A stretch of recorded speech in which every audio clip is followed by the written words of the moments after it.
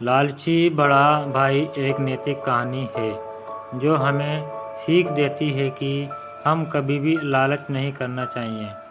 लालची आदमी धोखा ही खाता है। लालच बुरी बला होती है। धर्मपुर एक छोटी सी गांव की कहानी है। उस गांव में एक बिल्टू नाम का एक गरीब किसान रहता था।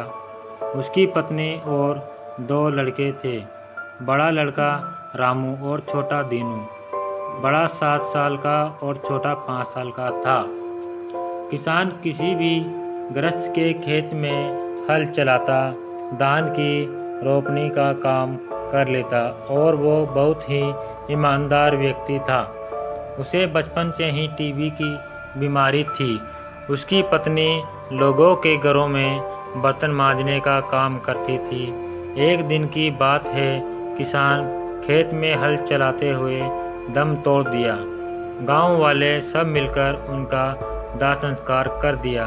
उसके बाद किसी तरह चौका बर्तन कर बिल्टू के दोनों बच्चों को पालती थी। 5 साल के बाद वह भी मर गई। दोनों बच्चे अनाथ हो गया। दोनों भाई किसी तरह दुकान में नौकरी करने लगा और किसी तरह अपना भरण पोषण करने लगा।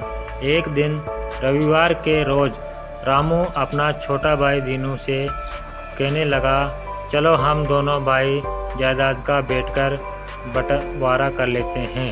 दीनू बोला, क्या बोल रहे हैं, हम किससे बंटवारा करेंगे, हमें बंटवारा नहीं करना है। भैया और भाभी बोली, अभी कर लीजिए तो बहुत अच्छा रहेगा।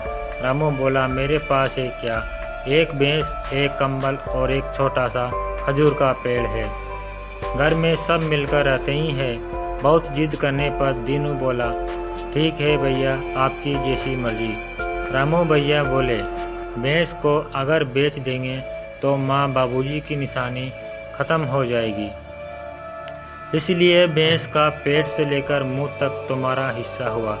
तुम को खिलाना, पानी पिलाना आदि सब करना होगा। आधा पेट से पीछे तक मेरा हिस्सा हुआ। भैंस का गोबर हम उठाएंगे।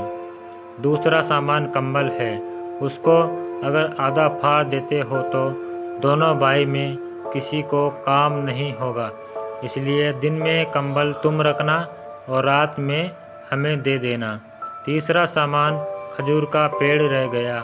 अगर पेड़ को काट कर बांटोगे तो बाबूजी की निशानी खत्म हो जाएगी, इसलिए खजूर पेड़ का नीचे से लेकर बीच तक तुम्हारा हिस्सा हुआ और बीच पेड़ से ऊपर तक मेरा हुआ, और दोनों भाई इसी घर में गुजारा कर लेंगे।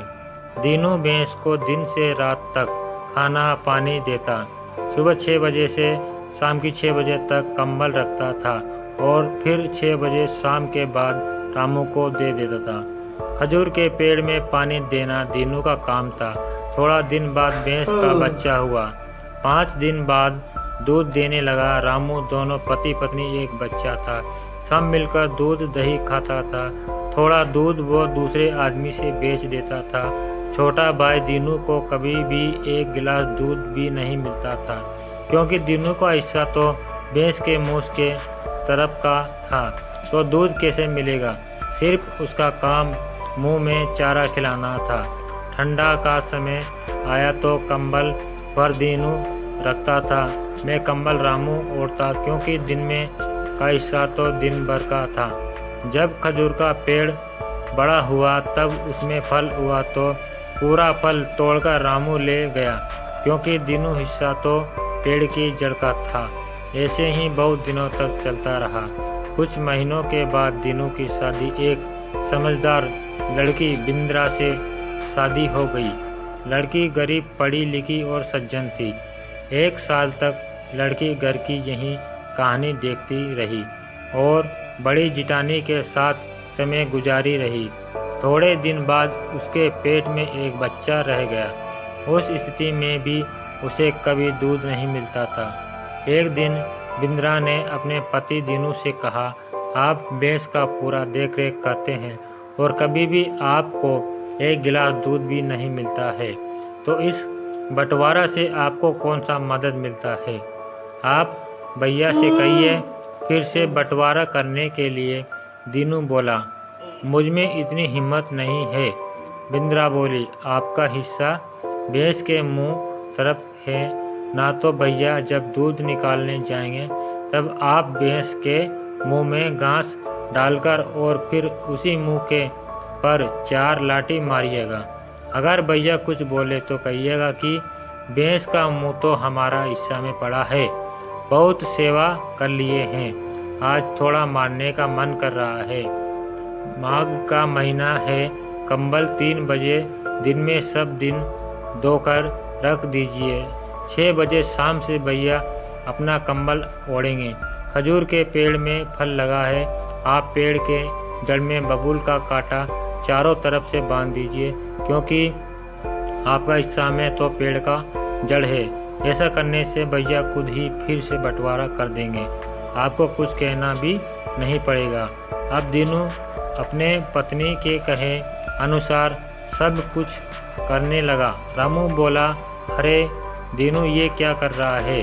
तब दीनू बोला, भैया कुछ भी तो नहीं, जो कर रहा हूँ मैं अपने हिस्से में कर रहा हूँ। तब रामू बोला, अब तुम समझदार हो गया है, अब फिर से बंटवारा करना पड़ेगा। रविवार को दोनों भाई बैठकर फिर से बंटवारा करते हैं।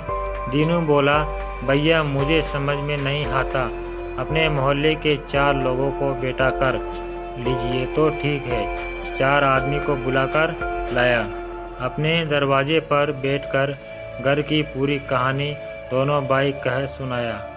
तब चारों पंचों ने घर की कहानी सुनकर दंग रह गए। पंच बोले, दीनू के साथ तुम लोग बहुत ही नाइंसाफी किए हो। बड़ा भाई होकर छोटे भाई के साथ भैंस बंटवारा होता है। अब तुम लोग ध्यान से सुनो, खजूर का पेड़ और कंबल रामू के हिस्से में हैं, भैंस और भैंस का बच्चा दीनू के हिस्से में पड़ा। घर में दोनों भाई मिलकर रहेगा। पंचों ने बंटवारा का कागज बनाकर दे दिए और जाते जाते आशीर्वाद भी दिए। दीनू और दीनू की पत्नी भैंस की सेवा कर, दूध दही बेचकर बहुत खुशहाल को जीवन बिताने लगे। बड़ा भाई रामू को परिवार दुखी हालात में मेहनत मजदूरी करके जीवन बिताने लगे। इसलिए भाई किसी दूसरे का हक मारोगे तो दुखी रहोगे।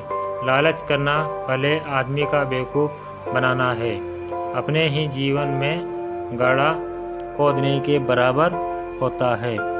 दोस्तों, आपको अगर ये कहानी अच्छी लगी हो तो चैनल को सब्सक्राइब कर लीजिए, बेल आइकन पर प्रेस कर लीजिए। धन्यवाद।